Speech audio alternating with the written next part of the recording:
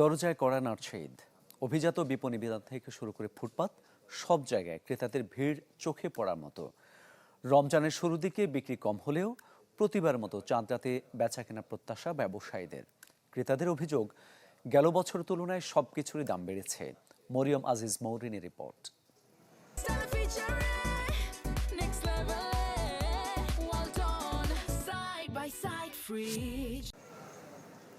ঈদের আর মাত্র একদিন বাকি। রাজধানী সহ সারা দেশে চলছে শেষ মুহূর্তের কেনাকাটার ব্যস্ততা।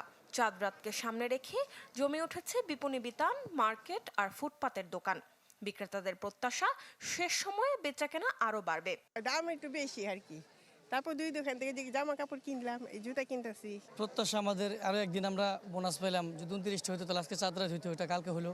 পরিবার পরিজন নিয়ে শেষ সময় পছন্দের পোশাক, জুতা, গয়না কিনতে ছুটছেন ক্রেতারা। শিশু থেকে বড় সবার জন্যই চলছে কেনাকাটা। ক্রেতাদের অভিযোগ, গত বছরের তুলনায় প্রায় সব পণ্যের দামই বেড়েছে। পোশাক, জুতা, প্রসাধনীরও দাম বাড়তি।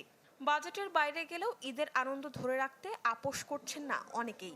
তবে ক্রেতা টানতে বেশিরভাগ দোকানে দেয়া হয়েছে বিশেষ মূল্য ছাড়।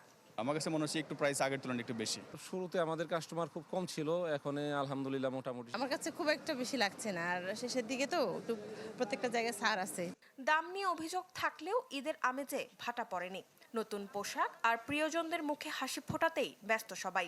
উৎসবের আনন্দ ভাগাভাগি করতে শেষ মুহূর্তের কেনাকাটায় তাই এখনো ভিড় নগর জুড়ে। মরিয়ম আজিজ মৌরিন, চ্যানেল 24, ঢাকা।